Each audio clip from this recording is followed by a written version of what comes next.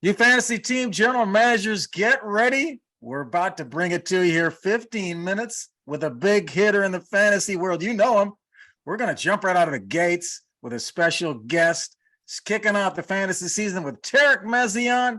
Tarik has won 7 championships in the last 9 years. I believe that's correct. And he's won 5 league championships since he started playing in 2007. You've been in 7 championships. You won 5. And I don't think anyone listening outside of me, and maybe, I don't know if Team Money's won a league title like G-Man. Team Money's won a league title. But hey, man, more than that, we all love fantasy football. We're bringing it to you this year, man. One of the big fans of the show, Tarik Mezion. Welcome to the Father-Son Coast to Coast Hotline. Thank you for having me. It's been awesome. We've had a pretty crazy season so far. Injuries left and right. People falling and rising, but just happy to be here. So let's get right into it. Hey, we're excited to get your perspective because we got our drafts coming up. So we're looking for some knowledge to you. With you, and we're going to focus today on the rookie rankings. Got some rookies coming out.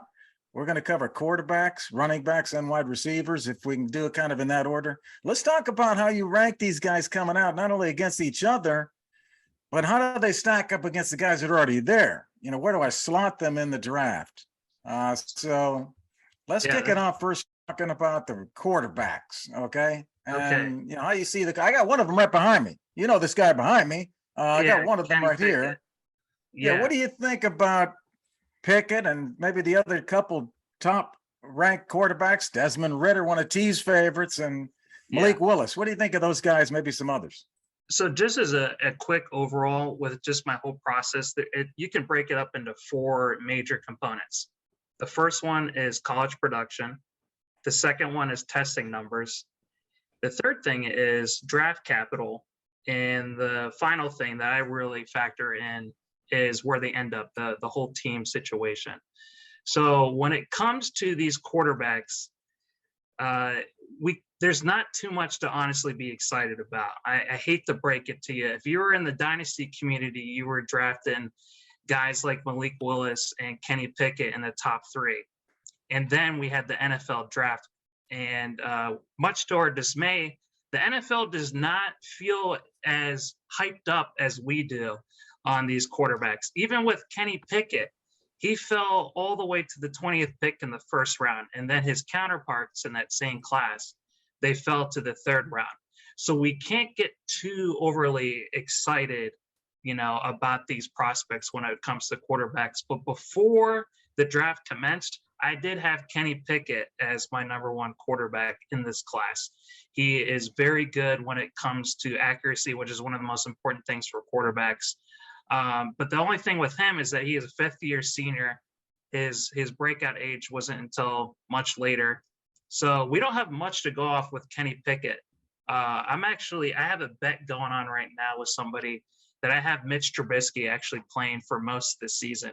I'm not out on Mitch Trubisky yet. I don't know how you guys feel about that, but we can't get too excited about this quarterback class, unfortunately. Hey, Kenny Pickett looked great over the weekend, man. That guy played the whole second half. He looked great.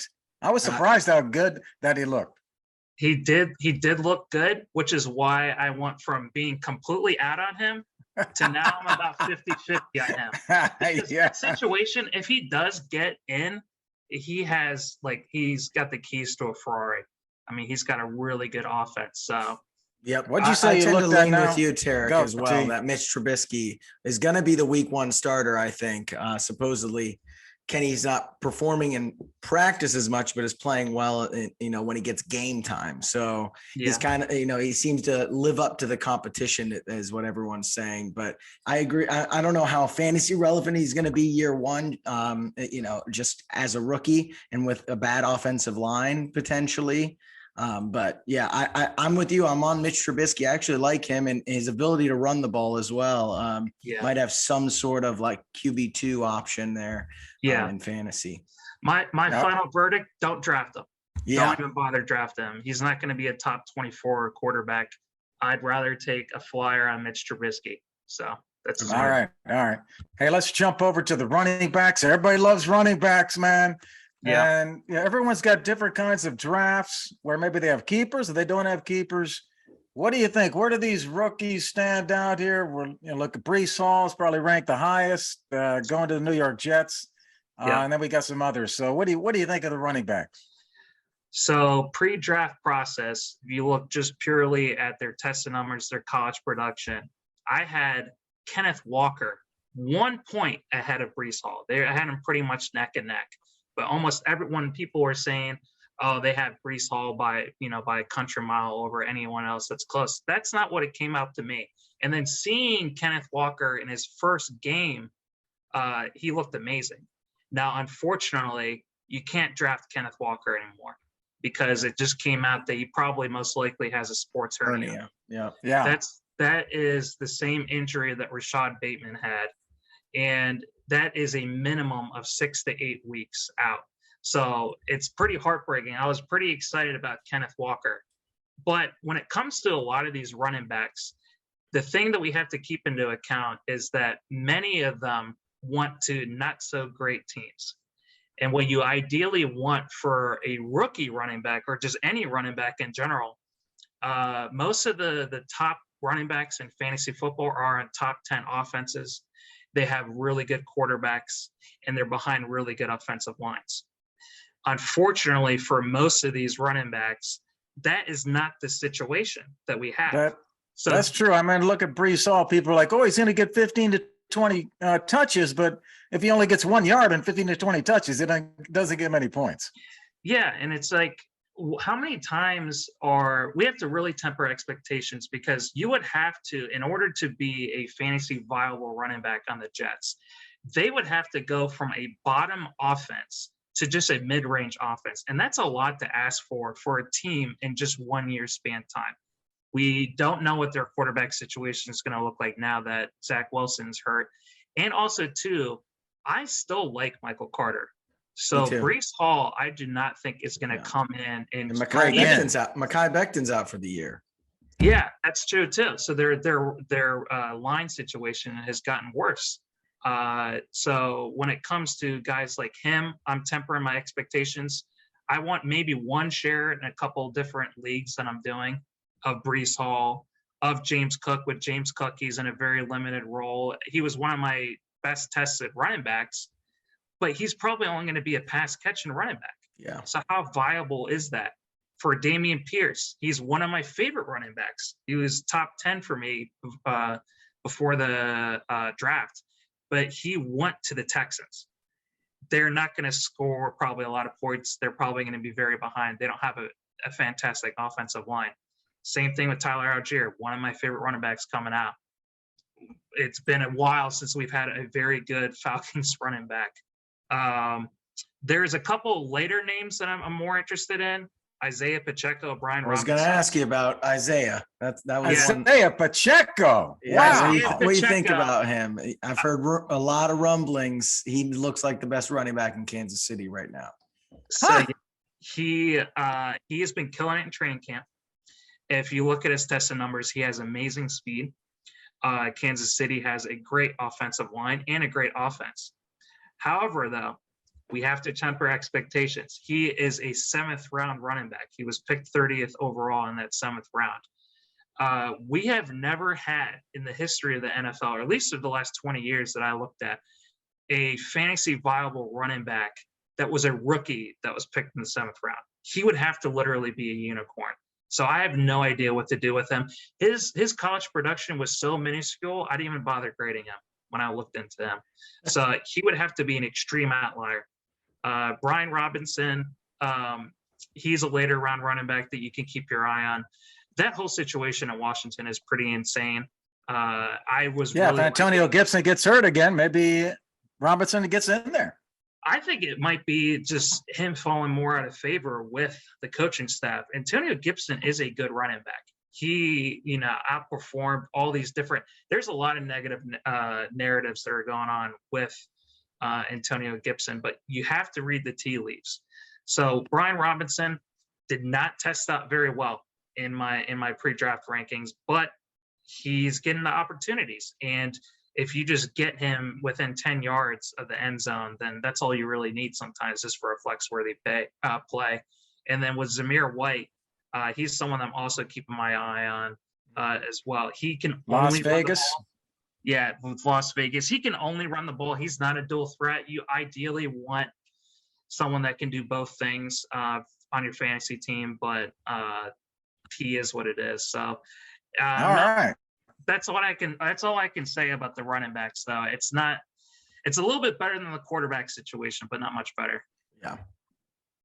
All right. Well, hey, T Money, unless you had something, we're going to roll over to okay, let's go to the wide receivers. We got some big time wide receivers here. I'm Tarik. Come on, man. You've shot us down on the quarterbacks and running backs. Do we have some wide receivers that you're going to get us excited about the draft in the upcoming fantasy draft, man? What about Drake London or Treylon Burks, Garrett Wilson? Come on, man. Tell me that you love one of these guys.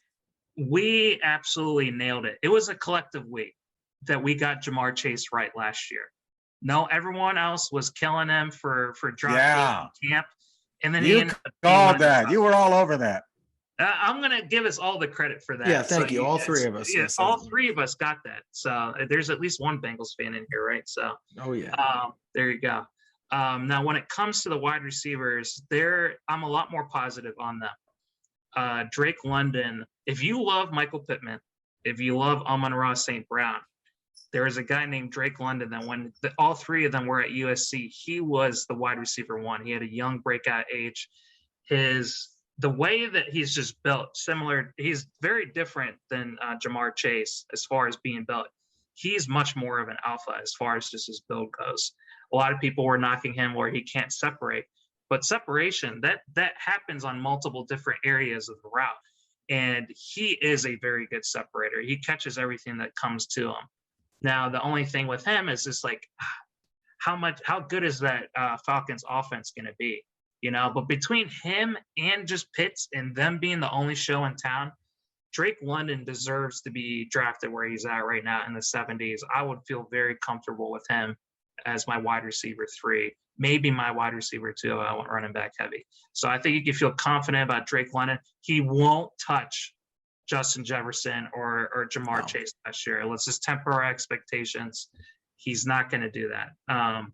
But the other guys that I feel very confident about that I want to that I'm actively targeting, Sky Moore and Chris Olave.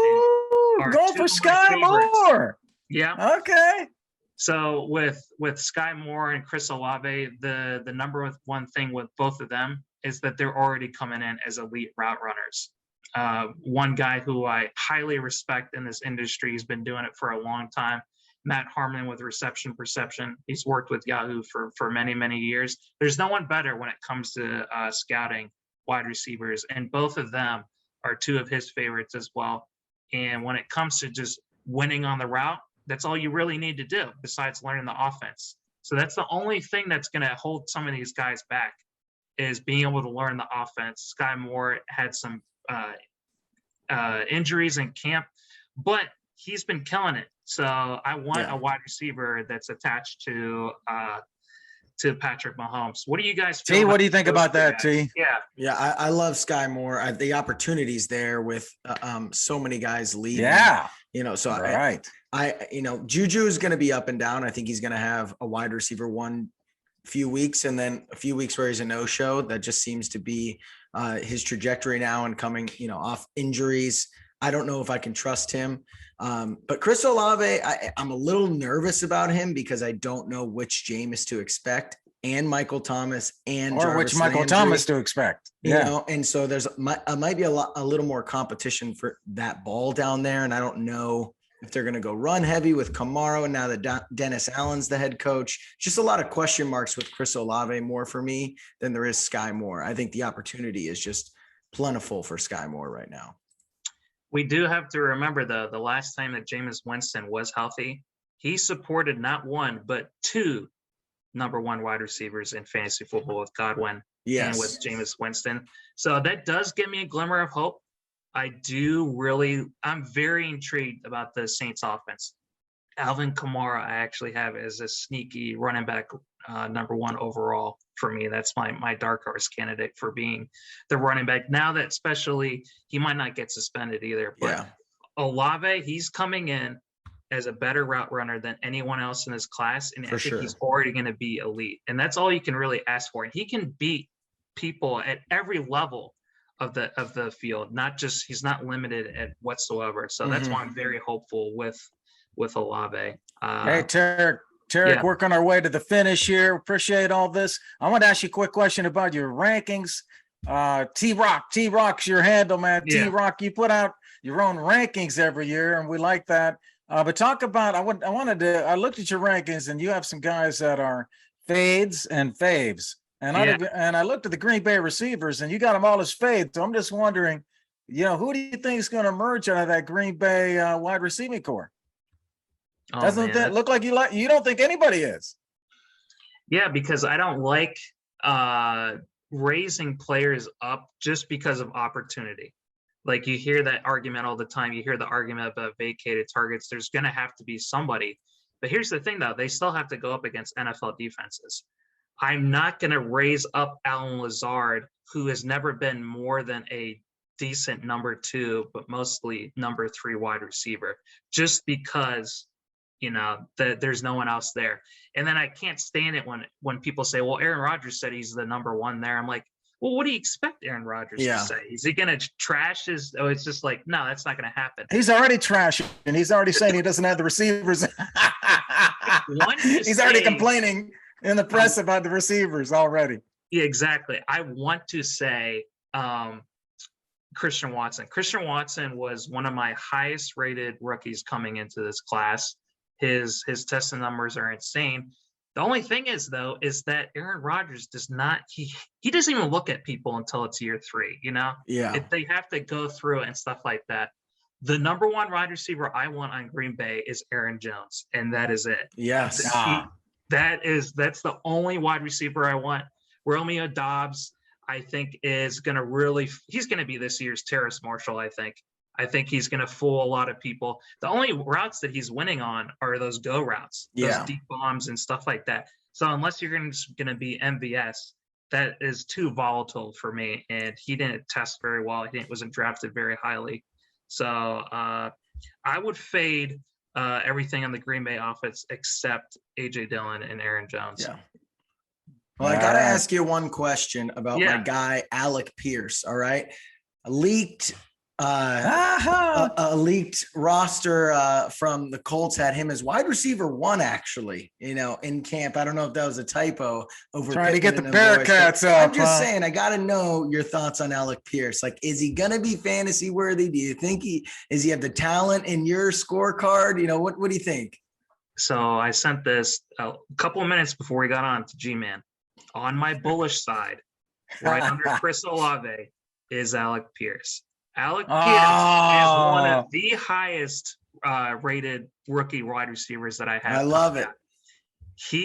I am extremely excited. It just goes to show, like, I feel very good about my process when people don't have these wide receivers rated really high, and then you start hearing in camp, oh, this guy's they're killing it. Yeah. He's killing it and stuff like that. So it makes me feel good about my process. He was one of my top wide receivers coming out. I think him and Matt Ryan, and I think maybe between him and Paris Campbell, they're gonna split shares and stuff like that. It's gonna be mainly Michael Pittman, but you have to have 2 wide receivers. So I feel very high about Alec Pierce, and in a similar regard, I feel good about Tyquan Thornton as well. So hey, great, Tarik. Well, we have about 30 seconds left. Tarik, appreciate you coming on, man. Yeah. Tell our fans how they can find you, how they can follow you. Where should they find you at? So you can follow me on Twitter at TRock5220, and that's it. I have a running series called Dynasty Discernment. My main focus with that is to help some of the newcomers, some of the newbies when it comes to fantasy football and Dynasty. So yeah. There you go, all those fantasy managers. T-Rock 5220 on Twitter. Tarik, thanks for coming on to the Father Son Coast to Coast Hotline. Best of luck to you in the fantasy league this year. Yeah, thank you. Good luck to you guys as well. Thanks for having me on. Thanks so much. We'll see you later. See ya. Hey, All T right. Money. Hey, great to have Tarik, man. Gosh, what a knowledge. What a knowledge. He does so much work. You know, Yeah. his stats and everything he does. And I love his little system that he looks at 4 things: college production, testing numbers, draft capital, and the team situation. That's pretty smart. Mm-hmm. I love it. The guy knows his stuff. It's great talking with him, reaffirming most of the things I already knew, obviously, those are things, but no, he's so knowledgeable. He's got his own rankings that are, clearly he is very knowledgeable, and love having him on. He's a smart guy.